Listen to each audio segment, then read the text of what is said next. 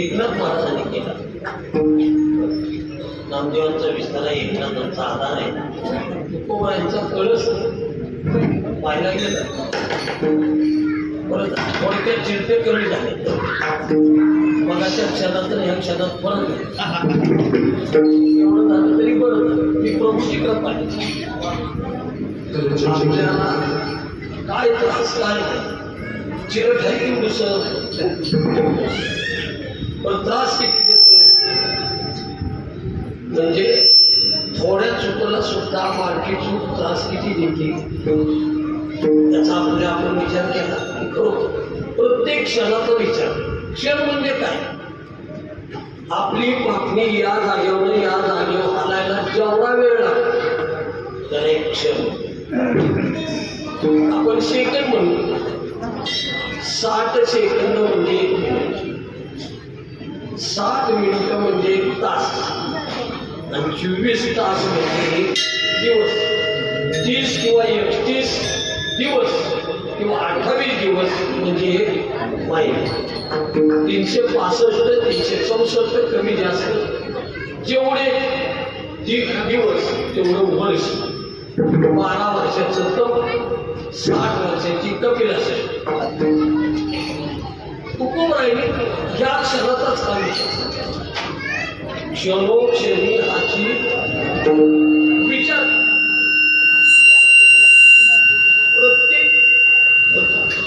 प्रत्येक मनुष्य विचार त्याला विचार.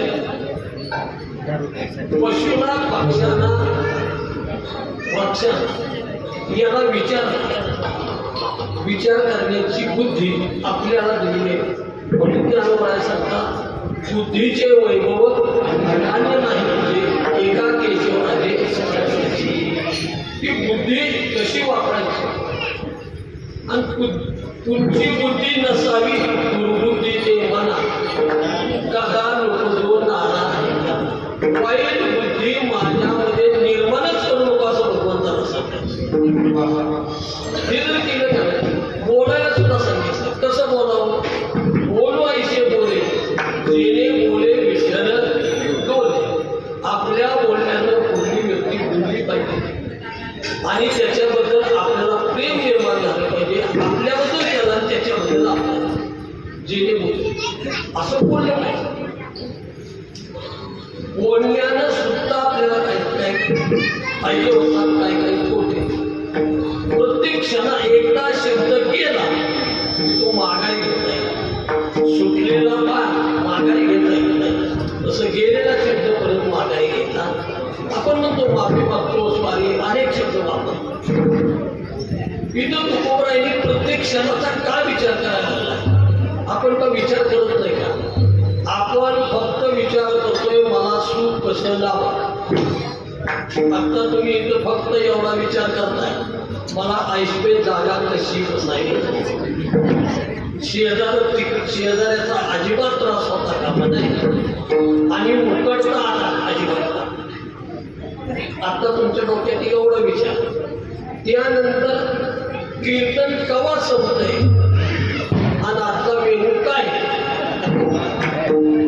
हा एक विचार काय विचार. आणि आता फक्त 2 दिवस सप्ताह राहिला 2 दिवस रामनवमी 2 दिवसाचा सप्ताह हा विचार आहे. आणि आपल्या डोक्यात काय विचार आहे मी आलोय माझी मंडळी आली पण माझ्या घरातली सगळी आली नाही. दररोज त्याला म्हणतोय पण येत वेगवेगळे विचार. तुम्हाला मला आलेल्या लोकांनी विचार महाराज तुम्ही कसा आला. बरेचसे महाराजांना 4 चाकीत नाही काही महाराज 2 व्हीलरवर मी 3 चाकीत आलो 3 चाकीत म्हणजे रिक्षा घेऊन आलो. निघतानाच काही मंडळींनी मला विचार महाराज कसं येणार आहे ते सांगा. कारण का एसटीचा दर वेगळा 4 चाकीचा दर वेगळा आणि हेलिकॉप्टरना ठरवली घेतात पण आपण नाही बोलतो. तर मी त्याला सांगितलं मी कसा येतोय तू माझा मी म्हणलं मी JCB घेऊन येतोय. कारण का निघाल्यापासून 800 रुपये तासानं निघाल्यापासून इथपर्यंत कीर्तनाचे 2 तास एवढे फक्त 8 तासाचे पैसे झाला 8-64 एवढे दिले मी काय म्हणतात. कारण का मला एसटी फुकट आहे. गणगोई वर्ष 77 असल्यानंतर 75ला फुकट त्यामुळे फुकट आलं किती म्हणते सुटताना आलं दिला तरी चालतं. फरक असा आपण प्रत्येक विचार केला आपल्या पुढे जेवायचं ताट आलं नाही आपल्या भूक नसेल आणि आपल्याला आवडत नसेल तर आपण म्हणतो मला हे काही नको ताट बदलतो. बघा त्याला डायबिटीज आहे त्याला तिखट झाले गोड लाडू आलाय तो हे नको साधी चटणी भाकरी द्या आणि ती थोडी द्या मला भूक नाही. समोर आलेलं ताट आपल्याला बदलता येत नाही.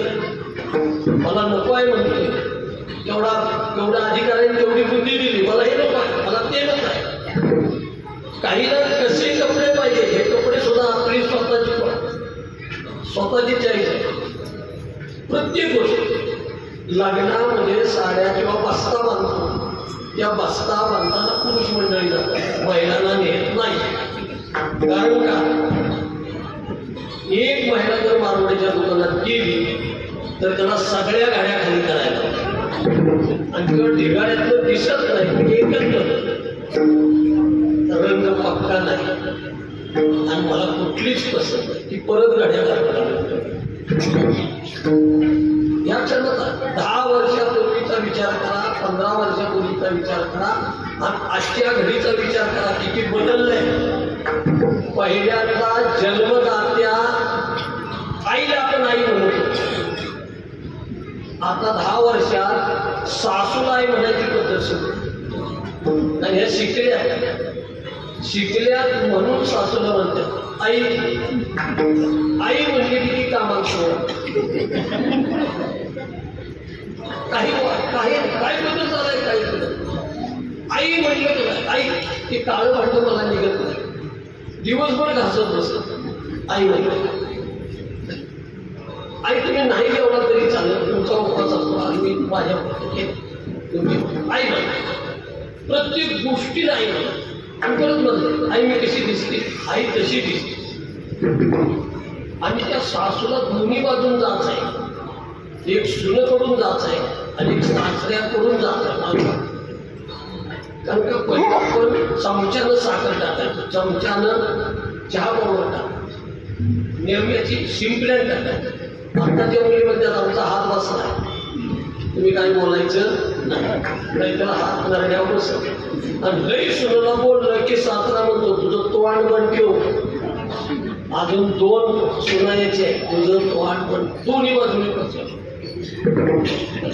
आतापर्यंत तुम्ही विचार मला आल्याला सांगितलं, गेल्या वेळेला कीर्तन सांगितलं त्यातला बराचसाच भाग तुम्ही सांगा.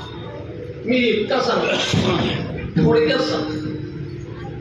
हा विचार केलाय कधी वर्षाचे 12 सण आहेत, 12 सणातले 2 सण फक्त पुरुषांच्या मध्ये.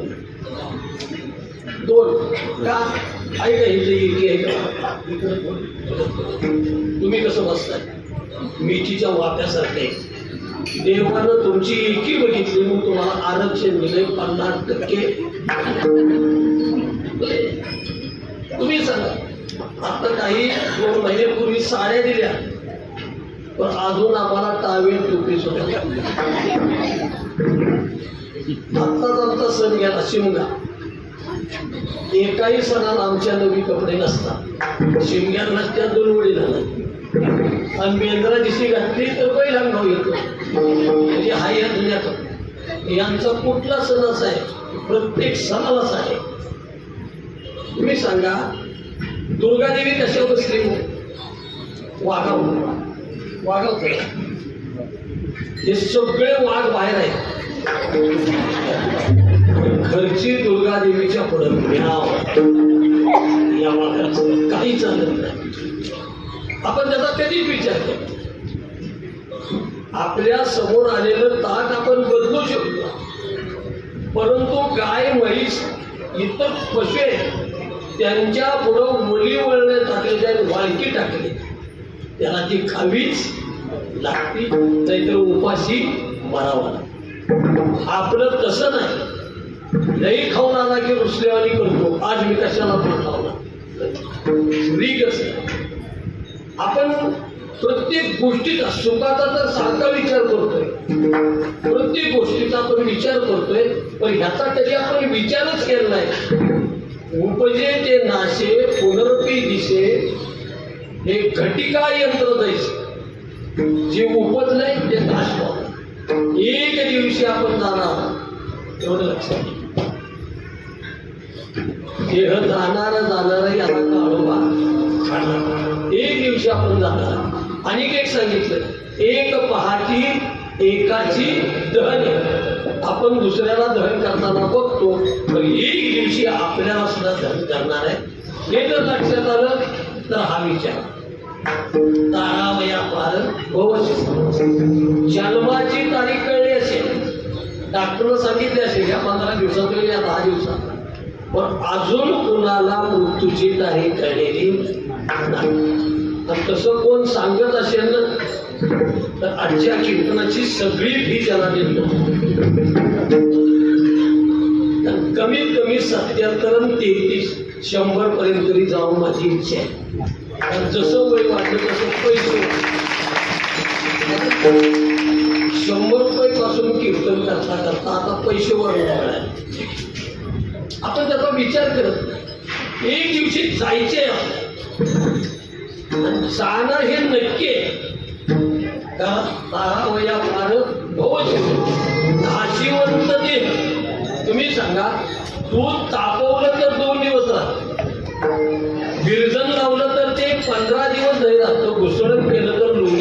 15 दिवस आणि कड दिला तर त्याचं तूप वर्षभर. माऊलींनी सांगितलंय वंतुनी नवनीता तैसे घे आनंदा वाया व्यक्त करता. आणि दीर्घायुष्य मिळण्यासाठी सुद्धा एक पर्याय आहे. जप तप कर्म क्रिया नेम धर्म वाऊगाची श्रम व्यर्थ. जास्त नको, एक 10 मिनिटं. घड्याळाला चावी किती द्यावी लागते? किंवा आता शेलची घड्याळ लागतात. एक शेलचं घड्याळ शेल टाकला 60 रुपये 80 रुपयाचा, ती वर्षभर 6 महिने त्याची काळजी नाही. तसं आपली एकदा बॅटरी चार्जिंग झाली, सकाळच्या परीस पहिलं जर भगवंताचं नामस्मरण घेतलं सकाळी जसं जसं तांबडं फुटतंय, जसं जसा सूर्य जवळ येतोय तसे पशु पक्षी भगवंताला विनंती करतात. गाव गाव चिव चिव आपण किलबिलाट पोट फिरलो का?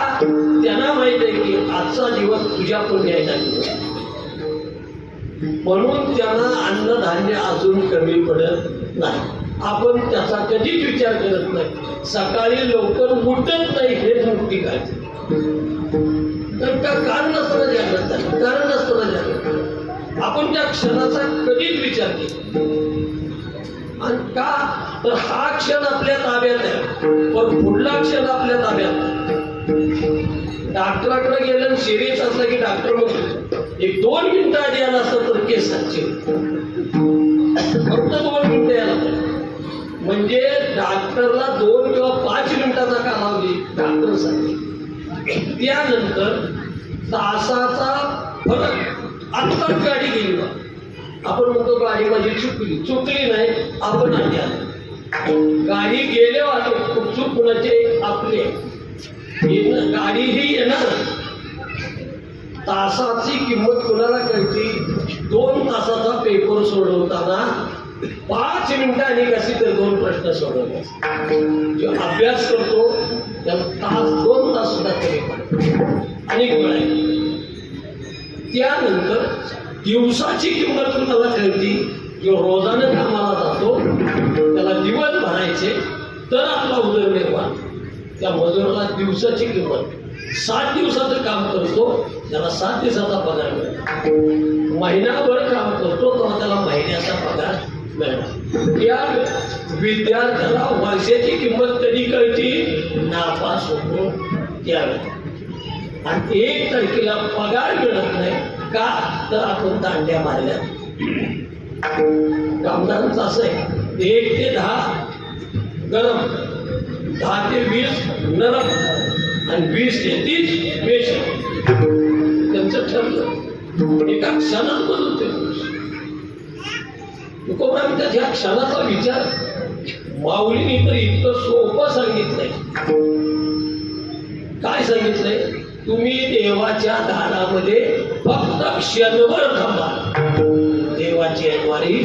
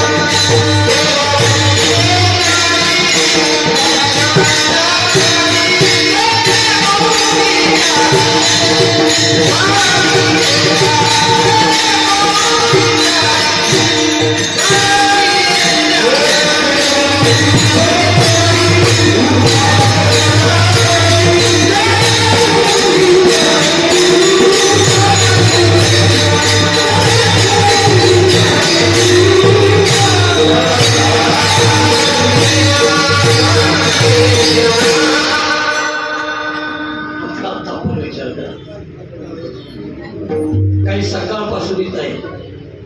सकाळपासून वाचन प्रवचन आहे, हरिपाठ केला हे झालं. आणि काय आता कीर्तन सुटायच्या आधी 2 मिनिटे त्यांनी दिवसभर काय केलंय? 2 मिनिटं आधी आले की जेवायचा लाभ मिळाला. लाभ झाला किती वेळ? 2 मिनिटं आधी. आलाय म्हणून आपण त्याला म्हणलोय का? तो कारण सांगेल काही नाही, तो 2 मिनिटं आधी आला तरी आपण परत तो काय म्हणतो, अहो यालाच वेळ झाला आणि बाहेरच ऐकत बसलो काय तो थाप मारत तो, पण 1 मिनिट जरी आधी आला तरी त्याला जेवण मिळतं. जेवण मिळालं की तृप्ती झाली. आणि परत म्हणतो आपण सगळ्याला नसलो तरी जेवायला असतोच हे पण, कारण का तो प्रसाद आहे. कीर्तन हा प्रसाद नाही, हरिपाठ हा प्रसाद नाही, ती लोकांचं ते आपल्याकडे काय, आपल्याकडे एक पोटोबा वगैरे याच्यासाठी केला होता, एवढ्यासाठी तास केला, थापा टाकत काय करत, किती वेळा त्याला जेवण मिळालं, आला की जेवण मिळालं. पण कुठं आला, इथं आला मग नाहीतर एखाद्या हॉटेलमध्ये गेला, अगदी बंद करताना गेला तरी मालक काय म्हणाल, ही वेळ आहे का तुझी याची, पैसे आहेत का, अनेक विचार. किंवा वेळेवर गेला तरी तिथं त्याला जेवण मिळणार आहे का, दिवसभर बसला तरी मालक म्हणणार आहे का हे सकाळ बसलं इथं थांबलाय कब्बरची हापे, नाही म्हणणार. कारण त्याला विचारतो का आणि कशासाठी बसला.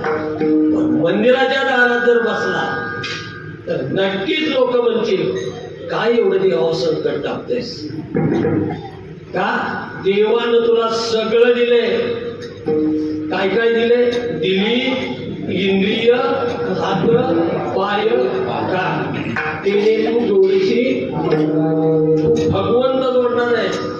आणि या जन्मामध्ये आपल्याला भगवंत आहे. तुम्ही सांगा, मगाशी तुम्हाला सांगितलं समोर आलेलं ताट गाई म्हशीला बदलता येत नाही, आपल्याला ताट बदलता येत. आपल्यात बदल करून घेणं यासाठी माणसा जन्म का, तर तो भगवंत किती आपल्याला सांभाळतोय याचा थोडासा विचार केला पाहिजे. करोनासारख्या आजारात आपण परवा ते डेंगू नावाचा तापलंय झाला भयंकर ताप, आणि त्याला एकच का दिवशी औषध काय होतं तर पपईचा पाला किंवा पपया खायचा. आणि इतक्या लोकांनी पपईची झाडं आता बागा केल्या. मला गेल्या विचारतात महाराज तिकडे डेंगू आहे का, म्हणजे मी इकडून पाला घेऊन येऊ का. म्हणजे कोण कोणाच्या याच्यावर टपलंय. एकाकडे इतका पैसा होता, इतका पैसा, पेन्शन 80,000 आणि बॅलन्स सगळा कमीत कमी 8-10 लाख रुपये होते. आणि कोरोना सारखा आजार चालू होता. आणि तो मला सारखं म्हणते वा दररोज 10-15 माणसं जाते, आपली मशानभूमी बघते. 75 लाखाची सातारची मशानभूमी, 75 लाखाची 20 खेडेगाव तिथे एकत्र आहे. आणि ती दररोज 10पर्यंत बघायचं, तुम्हाला धंदा एक नंबर त्यानं खरंच 2 ट्रक जळून घेतलं, 2 ट्रक पैसेच काटांना थप्पी लावली, सगळं झालं. आणि दुसरी रिक्षापासून करोना बंद. आता ती 2 ट्रक जळाल, मला आलं की म्हणतो बुवा अजून अजिबात खबर नाही. परत म्हणतो तिकडं कुठं आलाय का, म्हणजे तो ट्रक इकडं पाठवा. काढताना विचार करत, प्रत्येक क्षणाचा माणसाचा विचार केला. काही मंडळीने एका क्षणात बदलले, पण कधी बदलले, संतांची कृपा झाली त्यावेळेला. मी तुमच्याकडे उदाहरण देतो. शबरी नावाची मुलगी होती. शबरी, रामायण चाललंय आणि हा उत्सव रामनवमीचा. शबरी नावाची मुलगी 12-13 वर्षाची झाली. झाल्यानंतर शबर राजाची कन्या 1 महिना असताना आई वारली, लहानाची मोठी गेली. आणि उपवर झाल्यानंतर मित्रमंडळीला वगैरे स्थळ बघायसाठी की कुठला तरी राजविंड आपण करणार. आता जी भिल्ल होते त्यांनी बघितलं, चांगली इस्टेट, एका टोळीचा प्रमुख तरुण आहे, सगळं झालं, पसंती झाली, ठरलं. परंतु त्या भिल्लांच्या मांसाहाराची मेजवानी असते. तिच्या लग्नाच्या वेळेला ते लग्न 5 दिवसाचं होतं. 5 दिवस. आत्ताचं लग्न 5 दिवस होतच नाही. सकाळी धामधूम, दुपारी धामधूम आणि संध्याकाळी सांज. झालं का नाही हेही कळत नाही. आणि मग माझं म्हणते हवा आलं जमवून म्हणून लगेच खटका मारला. खटका कारण बरेच दिवस थांबलो होतो. कसं काय जमलं ते त्याचं नशीबच होतं. आणि ज्याचं जमत नाही त्याला ते लगेच म्हणणार अहो इतकं बौद्धिक वर्गाचं पाशीनच जडले. त्याच्यासाठी आपण हा विचार. आणि खरोखर त्या शबरीनं इतकं बघितलं. 20 बोकड बांधले होते आणि शबरी संध्याकाळी 7 वाजता नाशिक करत. आणि तिला असे कुठकुठीत बोकड होते. आपल्या दाशीला विचारलं हे कशासाठी आणलं. म्हणजे तुमच्या लग्नाच्या मेजवानीसाठी यांची कत्तल करायची. शबरीनं प्रत्येक त्या बोकडावरून हात फिरवायचे आणि ते कापूनची न बोकड तिच्याकडे बघायचं. प्राणी होता. प्राण्याला सुद्धा कळत होतं की खरोखर असा मायेचा हात माझ्यावर कधीही करणार. एका जवळ गेली ती पुरीला चाटायला. शबरीच्या डोळ्यातून पाणी आलं. आज चाटतोयस पण उद्या माणसं हाताची बोट चाटून तुला खाणार. एवढा त्या डोळ्यातून पाणी आलं. असं नको. अशी म्हणजे तुमच्या डोळ्यात का पाणी आलं नाही. त्याला तो मला सांगतोय त्याचं मला हृदय कळतंय. शबरीला कळलं होतं. क्षणात बदल झाला होता. बघितल्यामध्ये शबरी म्हणते काळजी करू नकोस. मी लग्नच करणार नाही. तुला मारायचा काय प्रश्न. मी लग्नच करणार. ठरलं. शबरीनं दिवस 8 वाजले, 10 वाजले, 11 वाजले. वराडाची माणसं, लग्नाची माणसं सगळी शांत झोपली. आणि उद्या लग्न. हळद वगैरे सगळे. शबरीनं काही विचार करला. 11 वाजता सगळे सैन्य वगैरे सगळे झोपलेले असताना तिनं पारे करायला सांगितलं. गावाच्या बाहेर देवीचं मंदिर आहे. मला तिला नमस्कार करून द्यायचे. दार लावून घेतलं. ध्यानस्थ राहणार. 2 तास इकडं कुणी येऊ नका. 2 तास इकडं. शिपाई आता राजाची मुलगी सगळं ऐकलं पाहिजे. आणि तिनं दार लावून घेतलं. पाठीमागच्या दारानं जी धूम फुकली इतकी पळाली 11:30 वाजल्यापासून 6 वाजेपर्यंत पळत. बरंच तिनं अंतर. पुढे उजडायला लागलं. एक माळ लागला. माळ त्याच्यावर झुडूप नाही, झाड नाही, दगड नाही, तोंडा नाही, नुसतं सपाट असा माळ. शबरी म्हणती आता इथं आडूसा का नाही. इथं कोणाच्या पोटात मी लागला. कोणाच्या कोणाकडं जातो. आणि तिने एवढंच म्हणले माझ्यात काहीतरी राम आहे. माझ्यात काहीतरी राम आहे. आणि जो आत्मा राम आहे तोच आम्हाला सांभाळल्याशिवाय राहणार नाही. प्रभू मला तू सांभाळ.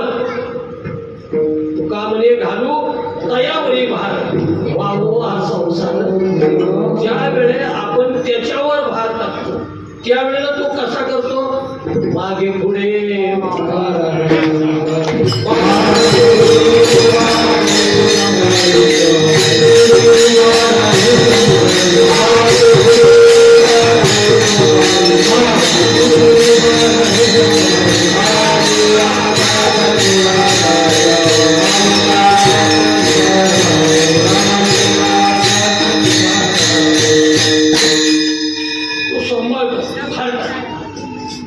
आणि शबरीनं धरती मातेला नमस्कार केला. माझा रक्षण करता बाप आहे. तर बापापासून मी लांब आहे. पण जिच्यापासून मी अन्न खाते ती माझी धरती माता आहे. त्या धरती मातेला नमस्कार कर. गुडघे टेकले नमस्कार केला. आई तू जवळ असताना मला त्याची वेळची भीती. आणि तीच माती कपाळाला लावली आणि डोळे उघडले. आणि तिथून फक्त एक 20 फूट अंतरावर असं गोल कणगुल्यासारखे दिसत. परमेश्वराने तिथं गुंड मेल्याला टाकला.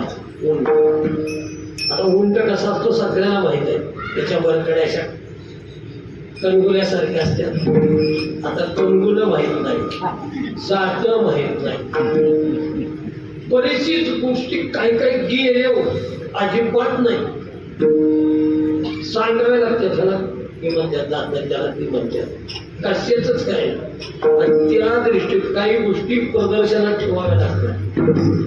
आणि मग तो उंट गेला, त्याचा आतली पोटातली आतली मांस कोल्या कुत्र्याने खाऊन टाकलं आणि नुसती कातडी होती. आणि आत जायला थोडासा डोळा त्या कुत्र्याने केला. शेवटी म्हणजे प्रभू किती सांभाळतोस रे त्या डोळ्याने आली.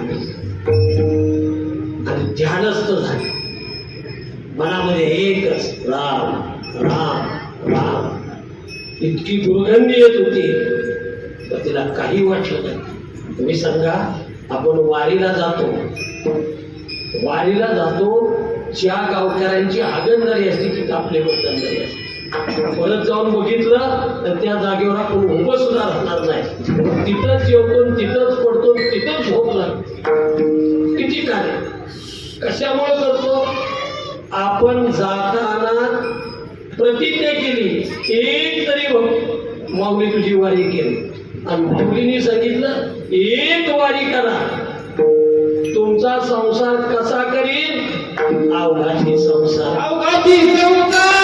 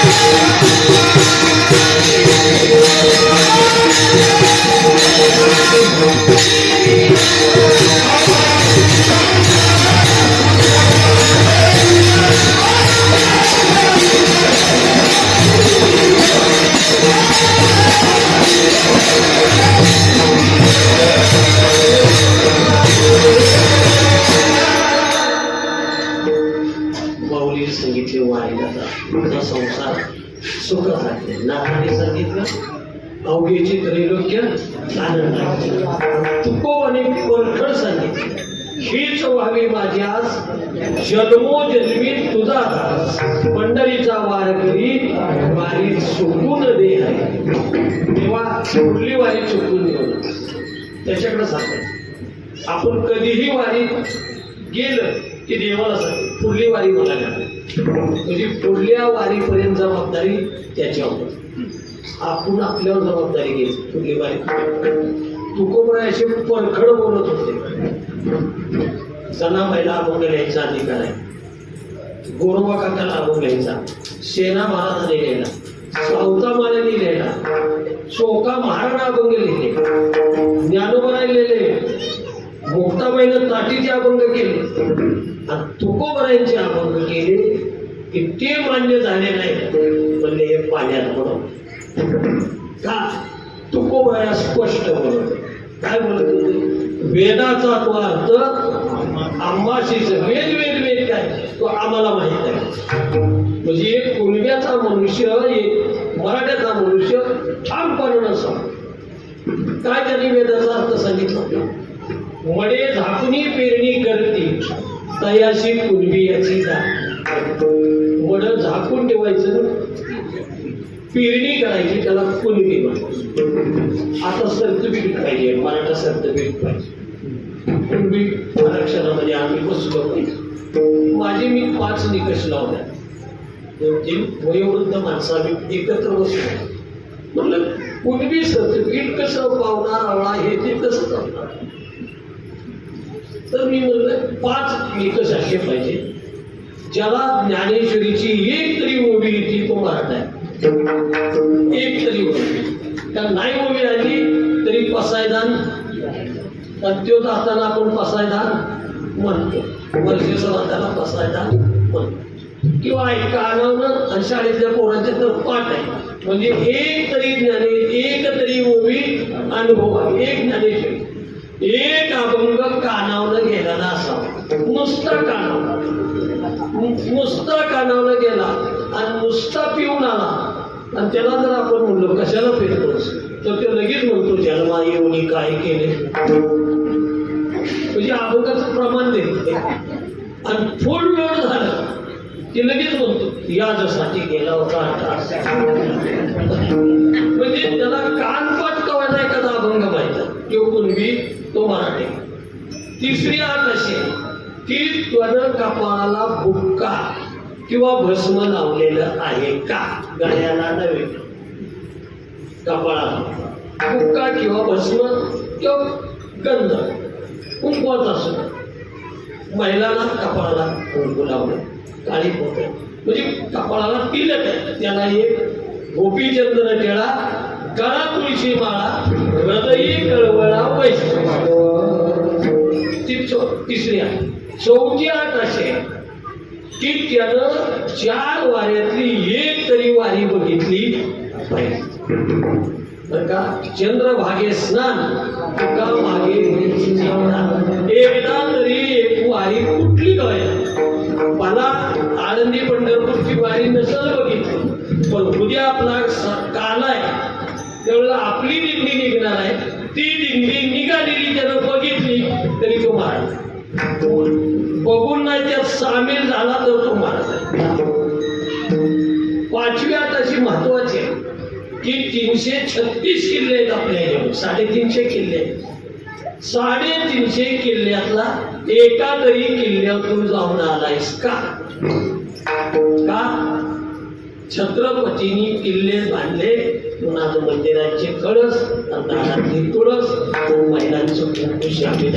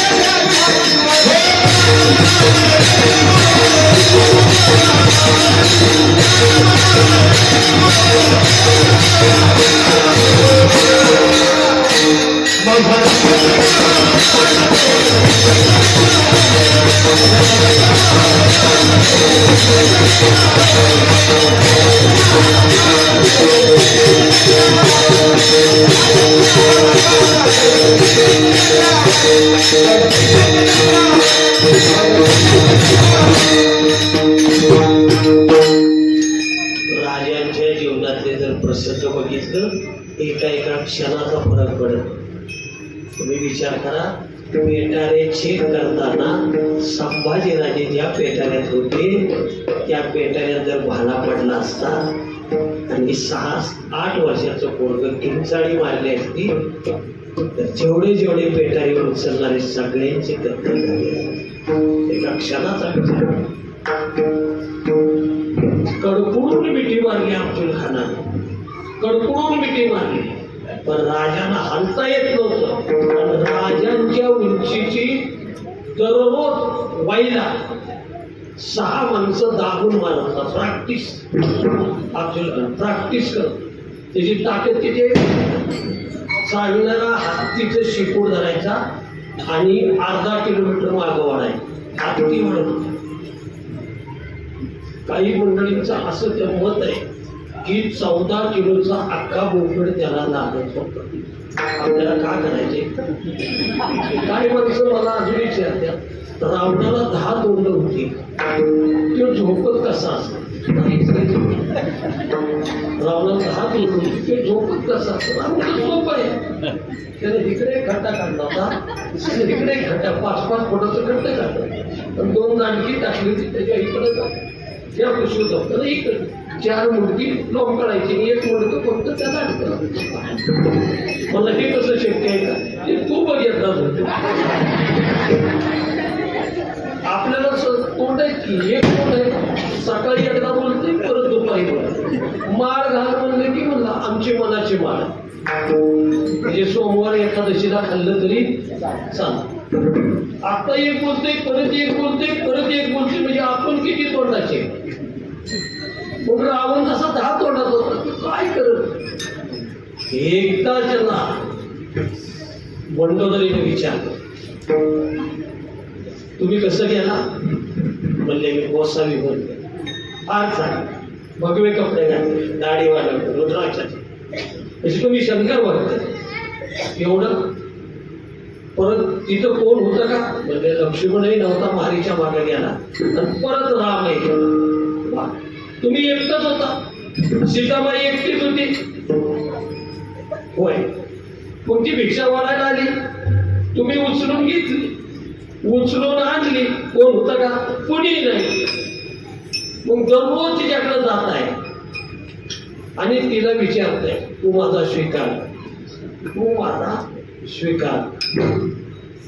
तर त्रिजटेने मला सांगितलंय की तुम्ही जर राम झाला तर ती तुमचा स्वीकार, तुम्ही राम झाला तर स्वीकार.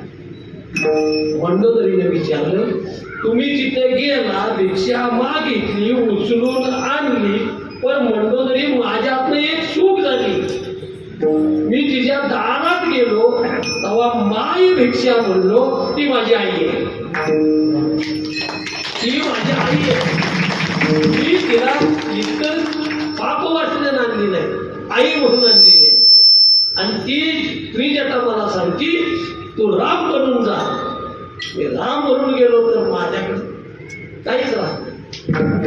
म्हणजे हा परिवर्तन आहे. छत्रपतींच्याकडे जेव्हा कल्याणच्या सुभेदाराची सून आणली, सगळा खजिना 64 गुंडाव भरला खजिना दिला, भरपूर खजिना मिळाला. पण तिथल्या सुभेदाराचा मुलग्याला कत्तल करून त्याची सून आणली. ती नुकतंच लग्न झालेली 6 महिन्याचा. आणि आबाजी सोंदेवानी तिला पेटीत घालून आले खानदार. कुणीही बघितलं पण म्हणले अशी सुंदर मुलगी आपल्या राजांना द्यायची. दरबार सगळा भरलाय. पण ती तिच्या सासऱ्यापासून निघताना सासऱ्याला नमस्कार केला, आबाजान नाही, आता मी तुमची नाही, मी दुसऱ्यांच्याकडे जाते. तर तो म्हातारा काय म्हणला, बेटी जाओ, ऐसा राजा नाही, भगवान आहे. अरे परकी आमच्या राजाला देव म्हणत होते, आपण भूतासारखे नसतो. भगवान आहे, तुम्हारे पाल तो हात लगा, घेतानाही धक्का लागणार नाही. तेवढा तिच्या अंतःकरणात कसली बेटाला पुढा आणून उभा केला, पडदा काढला. ती मुलगी पावलं चालत देश तोपर्यंत तिकडं आबाजी सोंदे उभे राहिले होते. आणि राजाने जर यांचा स्वीकार केला तर आपण फार मोठे वतनदार होतो. छाती भरून आले. राजाने 2 पावलं सिंहासनावर खाली आले आणि आबाजी सोंदेवाकडे बघून डोळे लाल केले. आबाजी, आम्हाला तुम्ही ओळखू शकला नाही, तुम्ही आम्हाला ओळखू शकला नाही. मासाहेब आणि यांच्यात काय फरक आहे अशी आमच्या आबाजी सोंदेवाला सांगितलं, साडी चोळी पाठवा आणि त्या सुरतमध्ये तुम्ही शुभदारकी करा, त्या आईची म्हणून करा, ती भोगावं लागणार. एका क्षणात बदलले, एका क्षणात संपूर्ण दरबार हादरला. तसा दिल्लीच्या दरबारामध्ये गेल्यानंतर सगळ्यांच्या मागे उभं केलं होतं आणि राजांचा नंबर आला असा. औरंगजेबानं वर सुद्धा बघितलं. रामसिंग आणि जयसिंग दोघंही निर्धार त्याची पोरं असं वर सुद्धा बघितलं. सगळा दरबार बघत होता. काही छाती, काय दाढी, काय उभा. आणि बरोबर संभाजीराजे 8 वर्षाचं मुलगा ताट चाललं. सिटी म्हणायची, ओ उसका बेटा है. अरे बेटा नाही, छावा आहे. घाबरत होती त्याची 8 वर्षाच्या पोराला घाबरत. आणि असा नजराना दिला पुढं. आणि औरंगजेबानं वर सुद्धा बघितलं. मग राजांच्या पायाच्या मस्तकात गेली आणि एकाच शब्दात अपमान करायचा होता ना, मला बोलवलं. 50 भाले लागले. राजाला नजर केली. एका क्षणात ज्याला राजा म्हणून आणला होता, एका क्षणात त्याला कैदी म्हणून केलं. एका क्षणात काही घडत नाही असं ऐक, कितीतरी असं घडत. एका क्षणात दरवाजाचे कुलप गळाली आणि भगवंत बाहेर पडले. हे पेटऱ्यातनं बाहेर पडले आणि हे टोपल्यातनं बाहेर पडले. यांनी मावळ्यांची पोरं जमावली, त्यांनी गावड्यांची पोरं. त्यांनी 16,008 बायका केल्या, त्यांनी 8 बायका. दोन्हीची सांगड जर म्हणले की हीच सांगड आहे. आणि ज्या वेळेला छत्रपती गादीवर बसले आणि ज्या वेळेला सिंहासनावर भगवंत बसले, म्हणजे कृष्ण बसले, तेव्हा त्या दाराच्या फटीतनं गवळेची पोरं बघत्यात, गड्यानो गड्यानो राजा की राजा, राजा की राजा.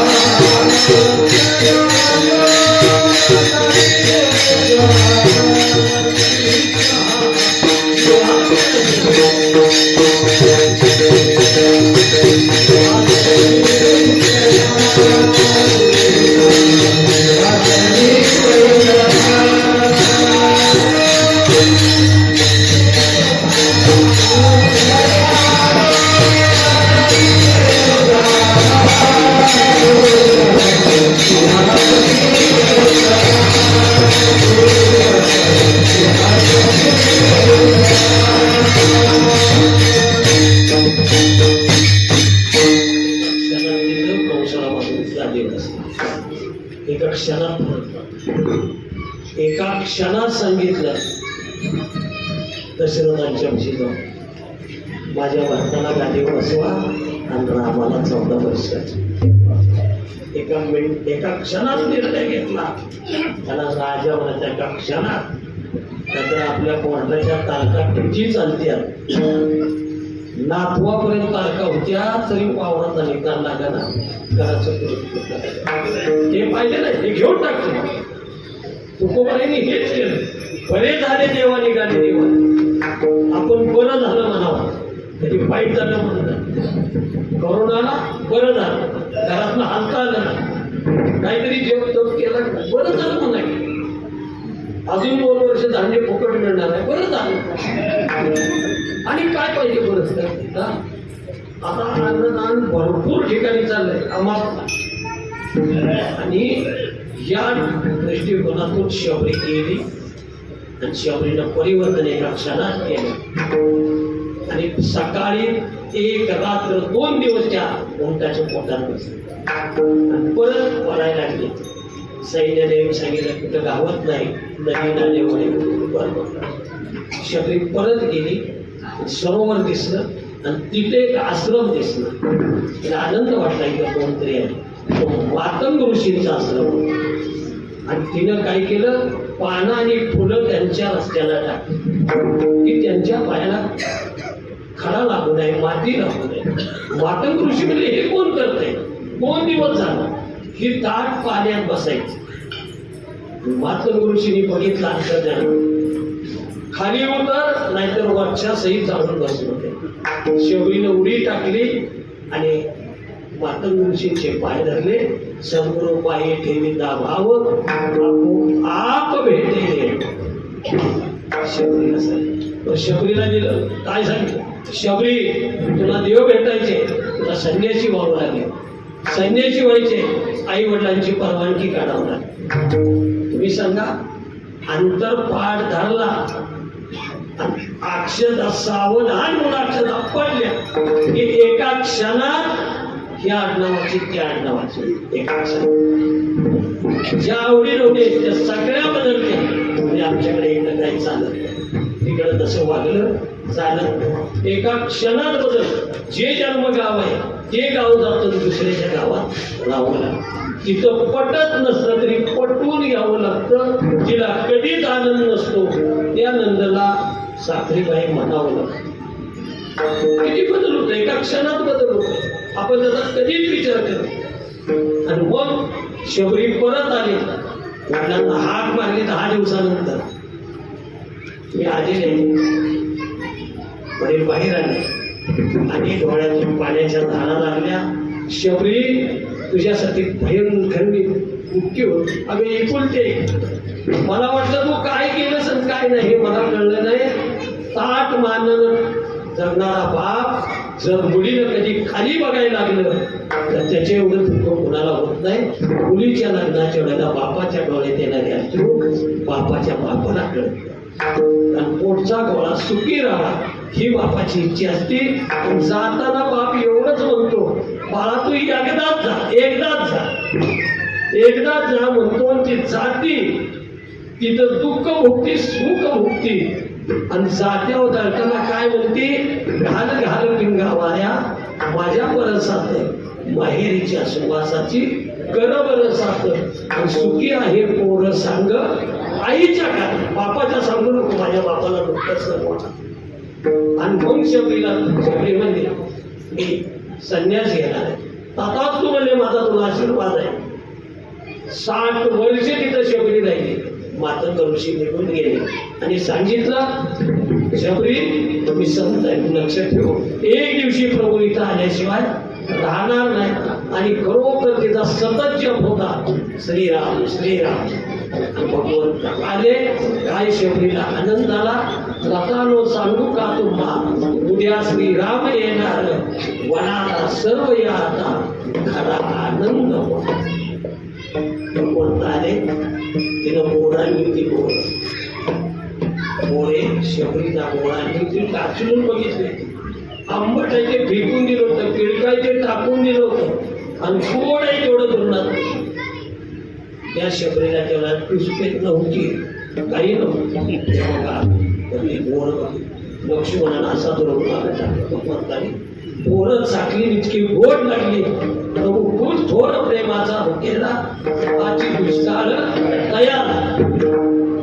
आणि मग शबरी तुझी काय इच्छा आहे बोल. शबरीला एकच सांगितलं, भगवंता माझी एकच इच्छा, इतके वर्ष जगले, त्याचा विचार केला, पण एक क्षण असा आला की तू माझ्याकडे आलास, माझे एक बोर का होईना खाल्लंस आणि ते प्रेमानं खाल्लं. आता प्रेमानं तुझ्या मांडीव मला डोकं ठेवायला दे.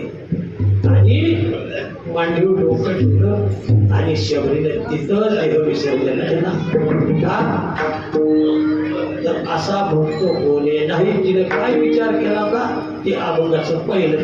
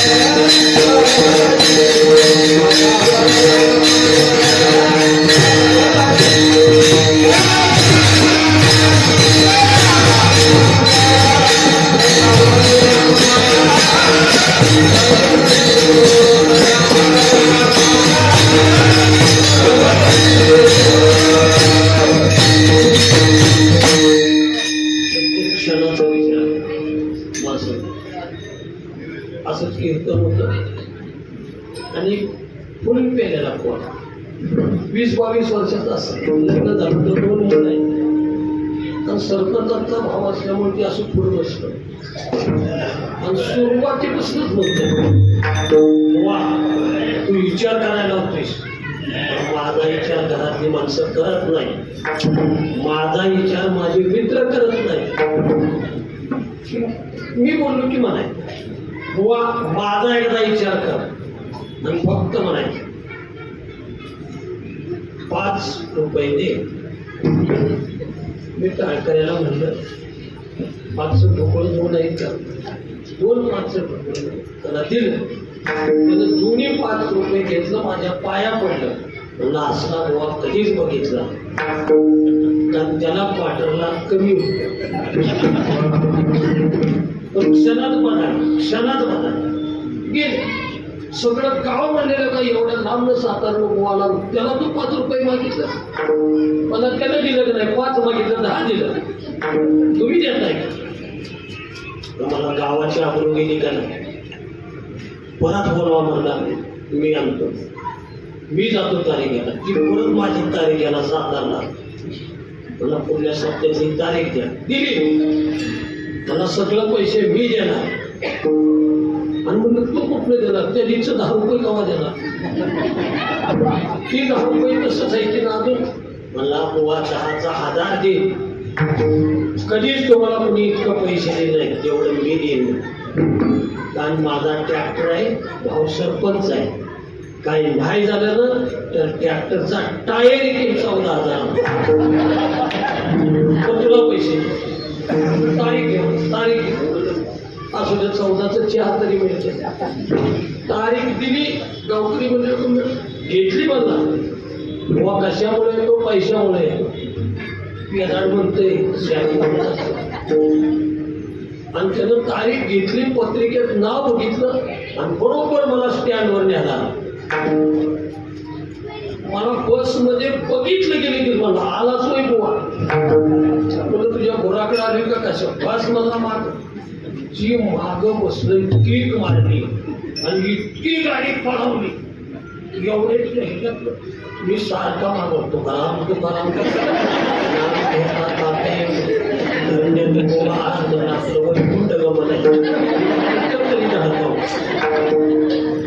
मांडवा कशी आल्याची ब्रेक मारला मी खांबाला धरल्याची पुढे गेलो आणि परत त्याचा भाव म्हणतोय तुमचं जेवण आमच्या जोडी माझ्या भावाकडे जाऊ म्हणला बुवा जेवण आता म्हणलं खाली उतरली परत काय करू म्हणलं आता नाही येणे म्हणलं कीर्तनाला याचं मला वाटत नाही ती गोळातून येणार कशी गेलं त्या म्हशीला झाला ते त्याला गेलो लगेच आईनं पाय धुतले भावजाईनं पाय धुतले जेवणाची ताटं केली होती सुंदर पोळ्या होत्या दूध होतं मी 2 पोळ्या खाल्ल्या आणि माझी टोपी गुडघ्यावर ठेवली होती तो मला घे की बोवा आणि त्यानं घे म्हणता म्हणता गुडघ्यावरी टोपी त्यानं आमटीत घातली होती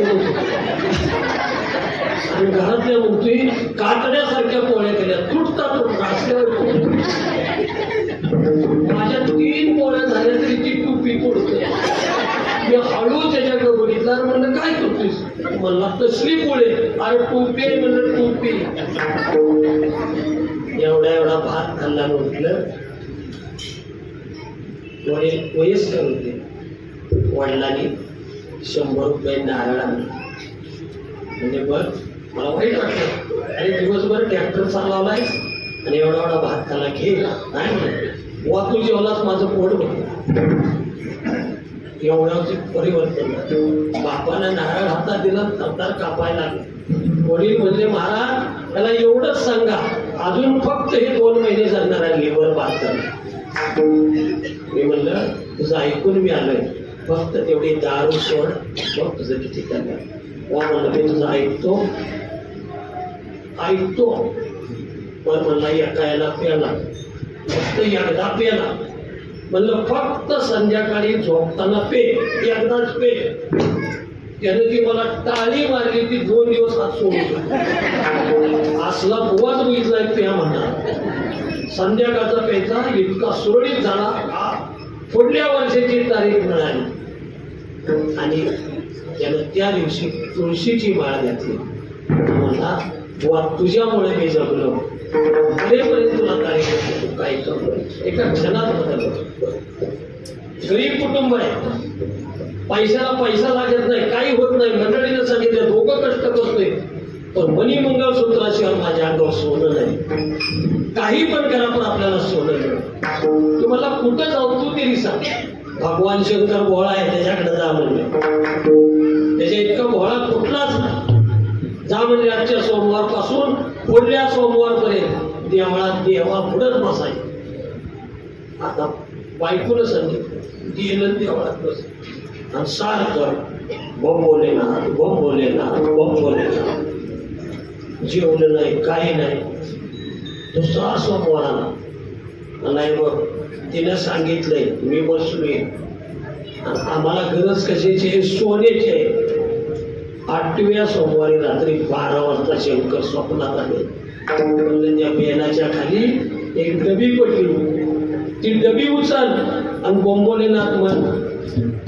त्यानं बेना खाली डबी उघडली की त्यातनं 1 तोळ्याची अंगठी निघाली. परत डबी घेतली, बेना खाली ठेवला, बोंबोलेनाथ, दुसरी अंगठी, 2 किस्से भरला. घरी आला बायको पुढे म्हणला ही घे, तुला किती सोनं पाहिजे. पण म्हणला बोंबोलेनाथ म्हणण्याशिवाय अंगठी म्हणायची.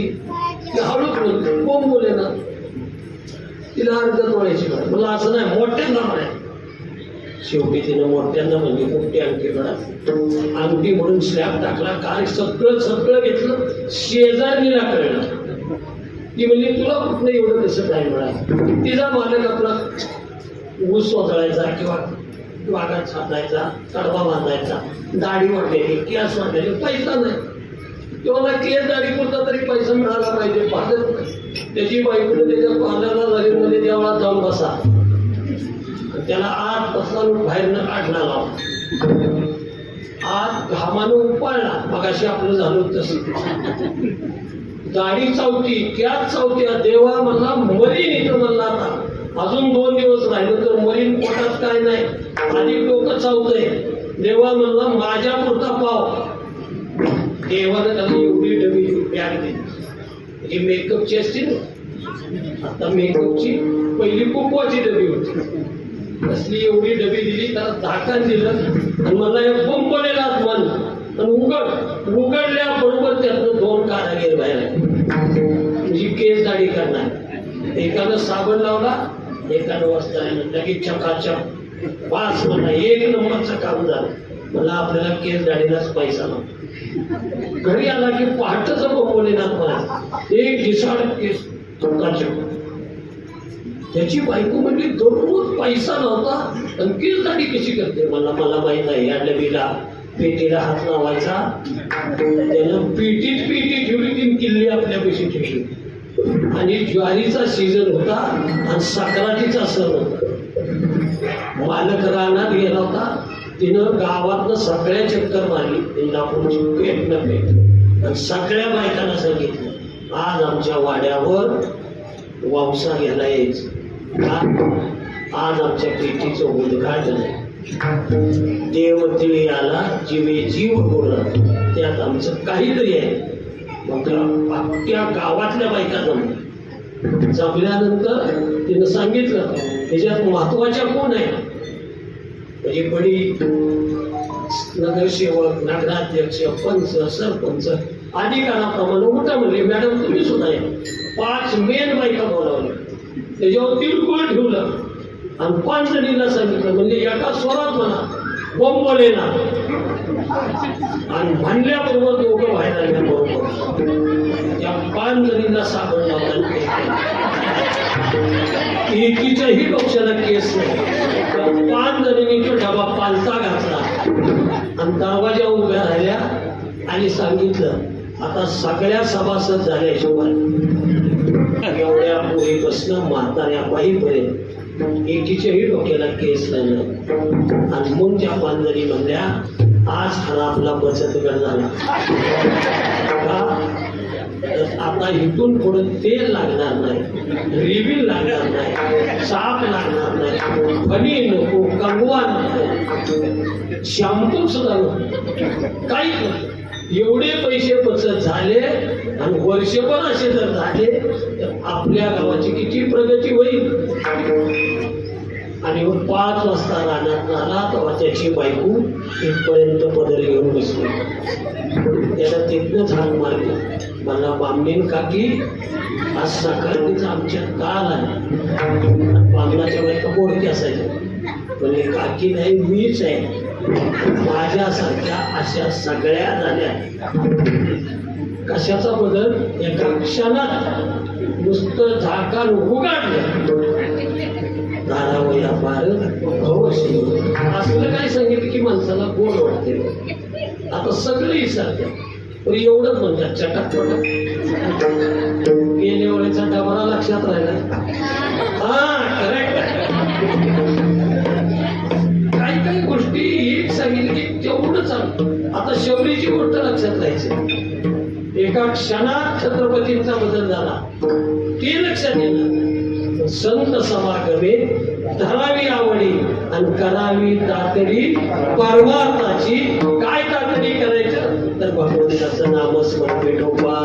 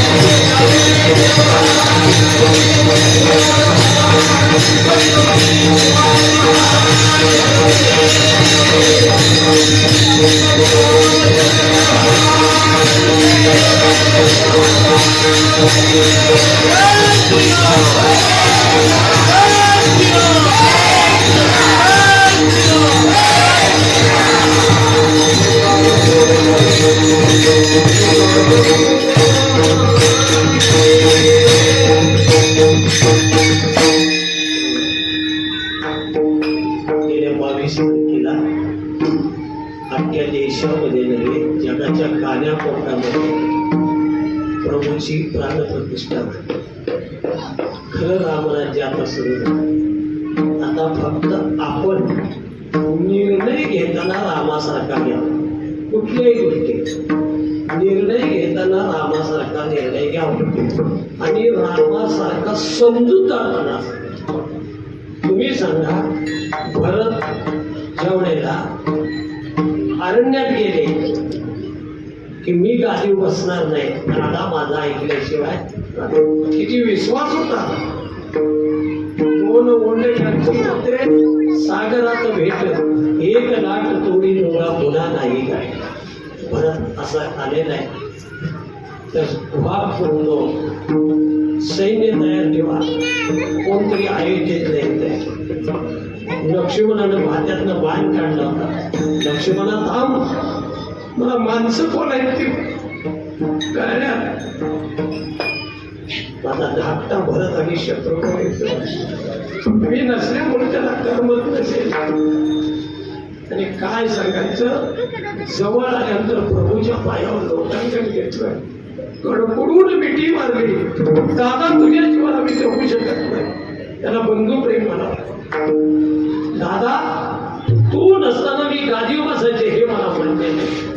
असा समजूतदारपणा पाहिजे. एखादा चांगला जर मनुष्य असेल तर त्याला जरूर पाठिंबा द्यावा आणि असा माणूस परत होणे नाही. खरं तुम्हाला सांगतो, लाल बहादूर शास्त्री नंतर आता आपल्याला तसे पंतप्रधान भेटल्या. माझ्या मतानुसार का पाठीमागं कोण नाही, काही नाही, आणि निर्णय योग्य आहे.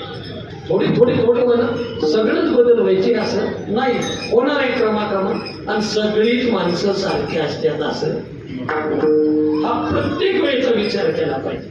आणि सगळं बदलण्यासाठी फार मोठा त्रास होतो. कारण का तुम्हाला सांगतो, ईडीचे पैसे जे गव्हर्नमेंटच्या तिजोरीत आहे ते पैसे आपल्या गरिबांना मिळावे हीच माझी प्रांजळ इच्छा. कारण आम्ही त्या पैशाला सोसलोय असं नाही, आमचेच पैसे पण त्यांनी घेतले आहे, आम्हाला लुबाडलंय. तो पैसा गरिबाचा आहे. या देशातला गरीबातला गरीब सुखी राहावा. तर सांगतो, एका क्षणात बदलले.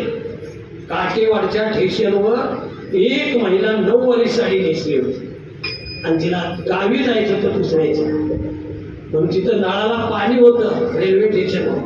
अर्धी साडी धुतली, वाळत घातली, कडी अर्धी गुंडाळी आणि परत अर्धी नेसली, अर्धी गुंडाळी. आणि हे लांबून एक बॅलिस्टर होता. बॅलिस्टर काठेवाडच्या ठेक्यावर एक बॅलिस्टर होता, सूट बूट टाय असणारा बॅलिस्टर होता. रेल्वे थांबली होती आणि काय सांगायचे, त्या बॅलिस्टरनं काय करावं, गेला आणि त्या बाईला नमस्कार केला. आई माझी एवढ्या उन्हात का बसलाय? म्हणजे मला पाहुण्याकडे जायचे. साडी मळलेली, अर्धी धुतली, आता अर्धी नेसली. आता ही अर्धी वाळली की पूर्ण नेसली जाणार. गांधींच्या डोळ्यात पाणी आलं की माझ्या देशातल्या स्त्रीला अंगभर कपडे नाहीत म्हणून स्वतःचे पॅन्ट कोट फाडून टाकला. लोकांनी त्यांच्या अंगावर पंचे टाकले आणि आयुष्यभर एक पंचा नेसले, एकच पंचा बांधला. एका क्षणाचा विचार न करता 25 रुपये पगार होता, 25 रुपये पगार. लाल बहादूर शास्त्री जॅकेट फाटलं होतं म्हणून घालत होते. इतर मंत्र्यांनी विचारलं नेहरूनी, अरे लाल सारखं जॅकेट घालतो, दररोज जॅकेट घालतो. पंडितजी त्यांचा मागे शर्ट फाटलेला आहे म्हणून जॅकेट घालतो. पंडित नेहरूने लखोटा घेतला आणि लाल बहादूर शास्त्रीला 25 रुपये पगार चालू केला. ऑल इंडिया काँग्रेस कमिटीचे सरचिटणीस. काय बदल झाला तुम्हाला सांगायला. 25 रुपये आणून ललिता गौरीच्या हातात दिले. तिने 20 रुपयात भागवलं आणि 5-5 रुपये बाजूला ठेवले आणि 15 रुपये झाल्यानंतर 12 रुपयाची सायकल घेतली. आत्ता जो खासदार आहे ना 12 रुपयाची सायकल घेतली. संसदेतनं लाल बहादूर शास्त्री घेतले. नवी कोणी सायकल बघितली. ललिता ही सायकल कुणाची? म्हणजे तुमच्याच पगारातल्या पैशाच. मला 25 रुपये पगार आहे आणि त्यातले शिल्लक कसे राहिले तुम्हाला का सांगितलं नाही. ही सायकल स्वतः नेऊन जमा केली आणि 15 रुपये पुढल्या पगारातून कापून घ्या आणि माझं 20 रुपयात वागतंय. मला 25 रुपये पगार देऊ नका असा म्हणणारा पंतप्रधान. जय जवान जय. आणि अशाच एक मुख्यमंत्री त्यांच्या 700 साड्या आणि 900 शँडल. जय ललिता ललिता. कुठं फरक आहे. तासाला कपडे बदलतात. 5-5 मिनिटाला शेण मारतात. मी म्हटलं शेण आणि शेणाचा हात पण चांगला वाचेल. आपण किती कष्ट करतोय काय करतोय. यांच्या डोळ्यावर धूळ आलेला आहे. सत्तेचा धूळ, प्रकृतीचा धूळ, बलाटेपणाचा धूळ. कंसाचा गेला, जरासंधाचा गेला, कोणाचा राहिला. आपण त्याचा थोडा जर बघितलं ना सत्ता, शरीर, ताकद, शक्ती हे काही राहत नाही. फक्त उरतं ते आपल्या ताब्यातला क्षण उरतो. त्या शेवटच्या क्षणाला जरी आपण बदललो तरी जीवन बदलण्याशिवाय ना एका क्षणात एवढीच पुढे आणि एक म्हातारे आणि इष्टीला फुल गर्दी झाली. कंडक्टरनं पट्टी टाकली. कुणी चढायचं आणि ती म्हातारी एकच म्हणायची, ए मास्तर मला घेऊ नको, माझी पप्पी घे. तुम्हाला कळते त्या पोरीचं नाव होतं पप्पी. ती नातीला पप्पी म्हणायची. कंडक्टरला म्हणायची तिला घे, तिला शाळेला जायचे, मला घेऊ नको, माझी पप्पी घे. कंडक्टर म्हणून मी तुमची वय, तुझं वय काय, माझं वय काय, हो माग. कंडक्टर कशी होती. ड्रायव्हरला बोललो, ड्रायव्हर पुढं बस. ड्रायव्हर त्या म्हातारी काय म्हणते तेवढं लक्षात. माझी पप्पी घे का, माझ्या पप्पीला क्लासला जायचं. त्यातला क्लास हा शब्द मला गाव. कंडक्टर म्हातारी म्हणजे ही कुठून ये, इकडे तुझी पप्पी ड्रायव्हर घेतोय. म्हातारी म्हणली खरंच हो सोन्यासारखा आहे. नाही आणि मग ड्रायव्हर ही माझी पप्पी वर घे म्हणजे हात दिला. त्या पप्पीला हात घेतला. लगेच म्हातारी म्हणते कंडक्टरच्या बाजूला तुझी बस पिटू दे. ड्रायव्हर नका व्हायला माझी पप्पी घेतली, पोवामुळे घेतला. काय म्हणावं. हल्ली 4 वर्षापारख्या मला पिल्लू म्हणतात. पिल्लू बाहेर कुणी आलं करा, पिल्लू झोपले, पिल्लू घेऊ का. अरे का पिल्लू म्हणताय म्हणजे तिच्या आईला कुत्री म्हणायची. थोडासा बदल का, माझं थोडा बदल का. गाईच्या बाळाला वासरं, म्हशीच्या रेडिओ, शिर्डीचं असं आणि स्त्रीचं आहे त्याला लेकरू म्हणतात. मग आता लेकरू किंवा बाळ एवढं म्हणाल का. आयुष्यात कधी पिल्लू म्हणणार नाही. तर जिंचं पिल्लू आहे तिला ती कुत्री म्हणते. म्हणजे ऐकणारीनं ऐकलं की म्हणायचं गोवाला सांगितलं पिल्लू म्हणायचं. एवढं जरी क्षणात बदल झाला तरी रेट बदल झाला. थोडक्या कालावधीनं आपण डोळे मिटले, डोळे उघडले की लगेच आपल्यात बदल झाला. वारीसनं आलो की माघार आली की माणसं आपल्या पाया पडतात. किती वेळा माग आला वारीसनाला बाद झाला, एवढा विचार करा वेळ झाला. त्याच्यापेक्षा आणि काय वारीचा परिणाम काय? अरे जी तुला बोलत होती तीच माणसं तुझ्या पाया पडतात. याचा जर विचार केला ना तर एका क्षणात बदलल्याशिवाय राहणार नाही. अहो इष्टी उभी राहिली होती आणि एका बिचारीनं अंगावर दागिने आणि दागिन्याचा डबा बॅग मध्ये आला. तिथं तो डबा काढला, उघडून बघितला आणि म्हणले माझ्या जावचे सगळे दागिने माझ्यावर आल्या. बाहेर एक टोपीवाला बघितला, या कपाळाचा गंध बघितला आणि या भरलेल्या इष्टीत म्हणले ओ वा वाळकरी इकडे या इकडे या. तो बिचारा पळत गेला, एक बाई बोलवते आणि त्यानं तिचा गंध बघितला आणि त्याची टोपी बघितली. म्हणजे बाबा मला ओळखत नाही ओळखत, मी अमुक यांची सून आहे, मी दोघी सून आहे आणि माझे दागिने माझ्या गळ्यात नाही, माझ्या जाऊबाईंचे दागिने आले. होय होय म्हणजे मी ओळखतो, अमुक यांची तुम्ही सून आहे. डबा घेतला, मस्तकाला लावला. मी कशाचीही काळजी करू नका. त्यावेळेला फोन नव्हता, काही नव्हता. शेजारचा पॅन्ट शर्ट वाला त्या बाईला म्हणत होता, बाई एवढा सोन्याचा डबा त्याच्या ताब्यात दिला. त्या बाईनं सांगितलं त्याच्या कपाळाचा गंध, त्याच्या डोक्याची टोपी हा माझा विश्वास. संतांची सर्व भावे दास झालो त्यांचा, हेची माझे हित करीती सकळ जे हा गोपाळ. सांगा मुलगा बघून आले, बाप आणि आई गेले की मुलगा बघून आले आणि बघून आल्यानंतर घरी आल्या नारदांची स्वारी आली. नारदांची पाद्यपूजा केली आणि सावित्रीने सुद्धा त्यांचे पाय धुतले आणि सावित्रीला सांगितले, सावित्री अगे त्या मुलाचं कशाला तू लग्न करतेस? आणि बापालाही सांगितलं मुलगी ह्याला देऊ नका, कारण त्यांच्या कपाळावर सटवीने ज्या दिवशी अक्षदा पडतील त्याच त्याच्या पुढल्या वर्षी त्यांचा प्राण झाला. अक्षदा पडल्यानंतर एकच वर्षाचं आयुष्य.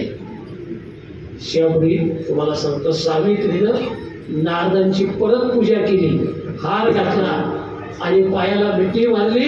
नारदजी किती भाग्यवान तुम्ही आहात की माझ्या पतीचं 1 वर्षाचं आयुष्य तुम्हाला माहित आहे. पुढल्या कुणालाही जगात थोडला क्षण का घेतला नाही, पण तुम्ही वर्षाची खात्री देत नाही. माझा विश्वास संतांच्या. नारदांच्या डोळ्यातून पाणी आलं. शबरी तुला आजपासून सांगतो, तू लग्न कर, तर अक्षता पडल्यानंतर पती हा परमेश्वरच ठरव. पती हा परमेश्वरच ठरव. कधीही त्याच्या पाया पडल्याशिवाय काही काम करू. आता त्या पाया पडायचे तर ते बाहेरनच लिशिम खेळत येतात. कसं त्यांच्या पाया पड. शबरी दररोज पतीची पूजा करायची, पती जेवल्यानंतर जेवण देवायची. असं वर्षभर नित्यनियम चालू होता, वर्षभर. आणि सत्यवानाच्या आई वडील आंधळे होते, आंधळे सगळं जिथलं. आणि वर्ष संपलं. ज्या पौर्णिमेला लग्न झालं होतं जी पौर्णिमा त्यांच्या लक्षात राहिली नाही. आणि सत्यवान म्हणा, सावित्री जळण संपलंय, आपण जळण आणायचं. दोघं जळण आणाय गेले. वडाच्या झाडावर मोठी अशी एक डाळी होती, त्यानं तोडली, अर्धी तोडली, त्याला भुरळ आली, चक्कर आली. 12 वाजून 1 मिनिट झाले दुपारच्या. सार खाली आला, सावित्री. संपलं माझं. एक आवाज मोठा केला आणि दुसरा सावित्री सावित्री. आता आपली जोडी फुटली का सावित्री? सावित्री आई मला तहान लागली, पाणी पण. सावित्रीने हळूहळू डोकं खाली ठेवलं. शेजारी ओढा वाहत होता, कळकळ पाणी होतं. आपला पदर घेतला, त्यात भिजवला लपतबा आणि ओला पदर आणला आणि मालकाच्या तोंडात पेला. एकदा सावित्रीकडे बघितलं, डोळे मिटले. सावित्रीनं आपलं हे मांडीवर तसं ठेवलं आणि एकच म्हणायला लागली, श्रीराम श्रीराम राम राम राम नारायणा. त्यांनी सांगितलं त्याप्रमाणे यमधर्माने यमाने फासा टाकला. परंतु रेडा म्हणला, आता काही योग्य नाही, आज मी काय घ्या दुसरा असं ऐक.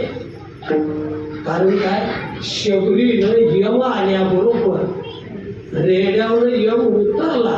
म्हणजे यमाचा रेडा तिथं होता, त्याच्या बसला होता. शबरीनं पतीचं डोकं बाजूला ठेवलं, उठली आणि यमाला नमस्कार केला. आणि यमाला एका क्षणात आशीर्वाद दिला, पुत्रवती भव आयुष्य सौभाग्य होते. रेडा म्हणला, आता मला जाता येणार नाही. तेव्हापासून रेडाची जड आलाय. त्या रेड्याला ज्ञानोबाईने बोलायला होतं. आता कीर्तना सगळं रेड बोलतात. कृपा कुणाचे? ज्ञानोबाईंचे. ज्ञानोबाई ज्ञानेश्वरी, गाथा, भागवत किंवा हरिपाठाचं पुस्तक, हे 4 ग्रंथातला एक ग्रंथ आपल्या घरात ठेवा आणि नुसता घात लावा. वाचावी ज्ञानेश्वरी की वाचील जोडी त्याचं वाचावी. नुसता बोट लावलं ना तर जीवनाचं सोनं होतं.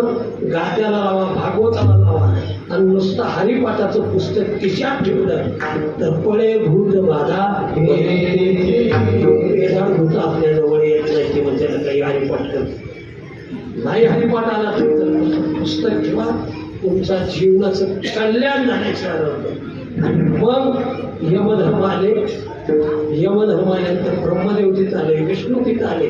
सगळ्यांनी सांगितलंय. यम म्हणला आता काय करू? काही नाही म्हणले. तू काय म्हणलाय? अष्टपुत्र सौभाग्यवती. म्हणजे माझा ऐकता का? माझा मालक माझ्या सासू सासऱ्यांना डोळे यावे आणि त्यांचा नातू गादी बसलेला त्यांना बघायला मिळावा. म्हणला तथाच. ब्रह्मदेव म्हणजे तथाच. तो परत त्याला मुलगा झाला, त्याला नातू झाला, तो वर झाला आणि तो गादी बसला. एका क्षणात असं मागायचं की पिढ्याने पिढ्या सरलं नाही. आणि तो मागायचा अधिकार कधी होतो? संतांचा सहवास, म्हणजे संतांचं नाम. ज्ञानदेव ज्ञानदेव ज्ञानदेवता ज्ञान ज्ञानदेव आणि तुकाराम तुकाराम नाम घेता कापे. ज्ञानेश्वर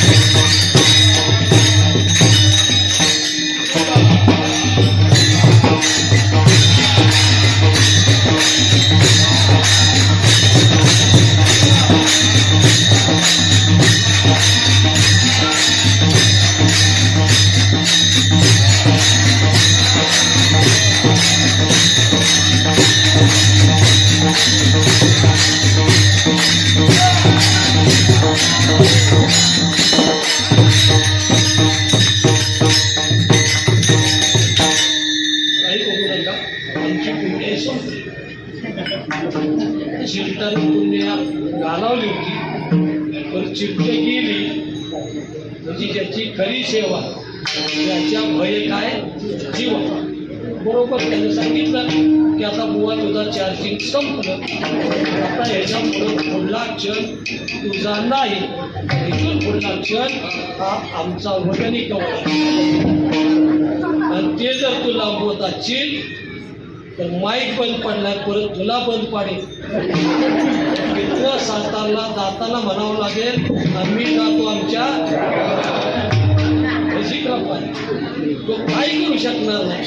त्याला विनंती केली, बाबा कार्यक्रम चालला, मी इतक्या लांबून आलो आणि मला सेवा घडावी. जर योग्य सेवा असेल तर ते तू सगळी संकट टाळतील. हे त्याचं कार्य. दगड टाकत होती, राम म्हणून टाकत होती आणि अयोध्येमधली सगळी माणसं घाबरली होती. काही वांढर दगड टाकते तर त्यांची तरत्यात सगळी राक्षस फलाटे म्हणले. रावणाकडे आले म्हणले काय ही चाललंय. माकडं त्यांची दगड टाकते तर तरत्यात. रावण म्हणला उद्या मी आणतो दगड. हा राक्षस बोलावले म्हणजे 10 JCB बोलावले. रावणाला 20 हात होते. त्यानं एवढा मोठा दगड आणला 20 JCBचा. दगड हातात घेतला, एवढ्या पाण्यात गेला, समुद्रात उभा राहिला. आधी समुद्राला नमस्कार केला आणि दगडाला शपथ घातली. हे दगडा, तुला रामाची शपथ आहे, बुडलास तर तुझ्यात राम नाही, तुला शपथ घालतोय तर. दगड तरला. सगळी आयुष्यातली नाचायला लागली. त्याका म्हणजे रामापेक्षा रावण लय केवढा दगडतात. पण म्हणलं तरी पतिव्रत होती. संध्याकाळी झोपताना तिने विचारलं म्हणजे तुम्ही दगड उचलला काय ताकद आहे. 20 हात आहे. पाण्यात गेला हो. दगड हातात घेतला पर दगड पाण्यावर ठेवताना काय म्हणला. बाबा म्हणले तुमचं होठ हल्लं का नाही. हे दगडा तुला रामाची शपथ आहे. 4 वेळा वर खाली झालं तेव्हा काय म्हणलं तुला रामाची शपथ आहे. अगं माझ्या पुण्यानं तरत्याल काय. त्या रामाच्या पुण्यानं तरले आपण ज्या पुण्यानं तुरूया आणि भगवंताचं नामस्मरण करूया. एवढंच करा आणि अशी सेवा करत राहावी. सगळ्यांनी एकजुटीनं एकत्र येऊ. कोणाला माळ घालायचे माझ्याकडं माळा मी काय नाही घालणाराला फुकट घालणारालाही नारायण नाही केला तरी नवीन का लगेच करतो. काय आमच्याकडे धंदा हाच आमचा धंदा गोविंदाचे अशा अनाथ नाही. इथं राम आहे. त्यांना आजपासून मला अनाथ म्हणायचं नाही. कारण का खरोखर ते नातांच्या जवळ आहे. आणि खरंच इथं कमी असल्या आश्रमामध्ये आज जर हजारो माणसं जेवत्या. 9 दिवसाच्या नवरात्रामध्ये हजारो माणसं जेवत्या. रामाच्या नावानं आणि यांच्या पुण्यानं हे त्यांची पुण्य आहे. आणि असं त्यांच्या सत्कर्म घडावं. आपलंही यथाशक्ती त्यांना काही ना काहीतरी मदत करावी. मीच नाही येताना मोकळ्या हाताने येत नाही. कोणाला द्राक्ष चॉकलेट आल्या कोण किसं वाटत नाहीतरी किसं फाडते. कारण आणतो म्हणलं तर आणलं आणि सगळ्यांच्या आता काय लक्षात राहील चटाक पटाक असलं आणि टोपी आणि माझी टोपी घेतली. आलं का तर पोरांच्या काय लक्षात राहते हे त्यांना त्याच्यातून त्यांना लाभू शकतो. भगवंताच्या चरणी अर्पण करतो आणि अशा विनंती पूर्ण विराम देतो. तुमचा वेळेचा अंत न पाहता इथंच थांबतो. जय विठ्ठल.